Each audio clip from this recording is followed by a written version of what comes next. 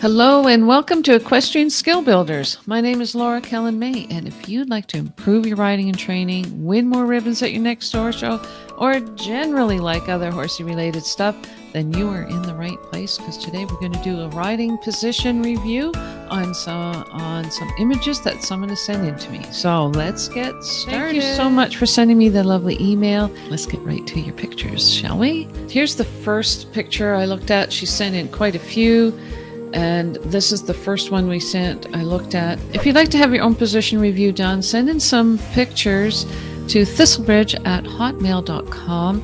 And also, when you take your pictures or videos, try to do it from the side so I can get a good profile view. Most of the images we got from this rider, they're from the front or from the 3/4 side, and you can't really see your position very well. So try to get them from the side so I can see your picture better. So this rider, first off, this is what I noticed, is that she's got her eyes up, really looking really nicely forward, looking forward to the next fence. Really like that. Love that she's got a flat back,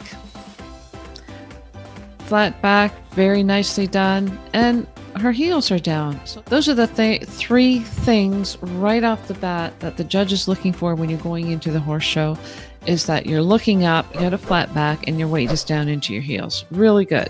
Generally speaking, you're doing a great job. You're not interfering with the horse, but let's drill down and get some more information and really pick apart what it is you need help with, okay? The other thing that I noticed that I really like is that you've got your hands firmly planted on the horse's neck. I really like it when riders have their when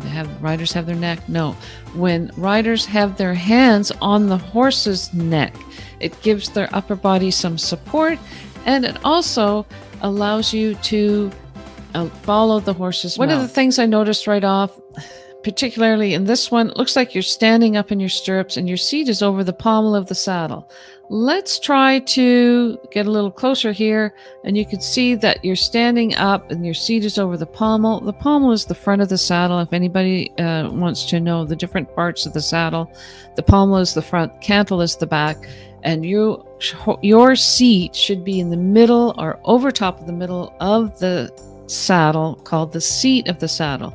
So your seat should be over the seat of the saddle. Let's take another look to see if any of the other pictures have it. This one also, you can see that your seat is over the pommel of the saddle. I drew a red line here to show you where approximately your seat should be. Your seat should be over the middle of the saddle with your shoulders over top of your knee, and there should be a straight line, shoulder, knee, toe. You can see here a little bit of a straight line, knee, toe, but the shoulders are way out in front of this straight line that if you would have it right here. So bring your shoulders back. General rule of thumb is that your upper body should be more towards the vertical than towards the horizontal. You can see here, take a look at this picture. If this is horizontal and this is vertical, you can see that this rider's back is almost horizontal. We would like to have it more vertical, with the shoulders over the knee, over the toe. Seat closer and over top of the seat of the saddle. Seat over the middle of the saddle, and you can see this picture here that, yeah, you're with the horse and you're forward, but your seat is over the pommel of the saddle. It does not need to be over the pommel of the saddle. Your seat could be over the middle of the saddle and still have the correct release and be with your horse. Also, this picture really nicely shows that you are leaning forward and the weight is coming into your knee and into your toe, whereas you should be having more weight coming into your heel and ankle area. Because you're forward, your leg is swung back. This lower leg position, like the way that you got your heels down in this position, but you can see that your toe has swung out and the back of your calf is grabbing on the horse's side. Rather than having the back of your calf grabbing onto the horse's side, think of having the inside part of your leg gently hugging the sides of the horse, rather than turning your toes out and grabbing the back of your calves against the horse's side. This could be because you're tipping too far forward and pivoting on your knee, which makes your legs swing back. It's kind of like a domino effect, isn't it?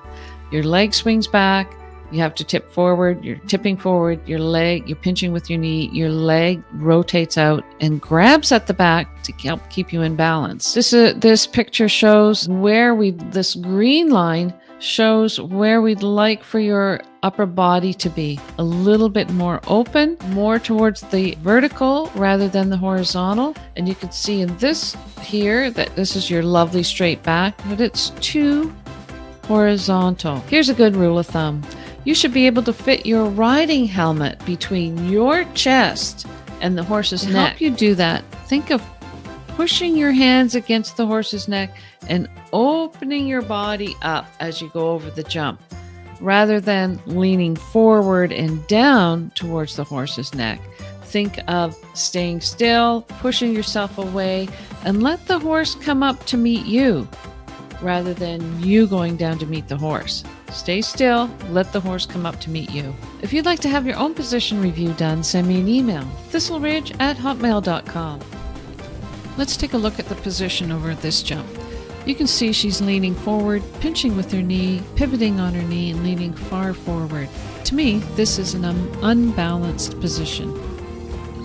Have your seat over top of the middle of the saddle with your shoulders up more. This rider's back is almost on the horizontal, which means to me that she is ahead of her horse and not really in balance with her horse. So what can we do to help this rider out? She does mention that her horse goes faster and runs quite a bit. Oftentimes horses run to catch up with their riders. So if you are leaning forward, getting ahead of the horse, sometimes horses feel unbalanced, and because they're unbalanced, they rush.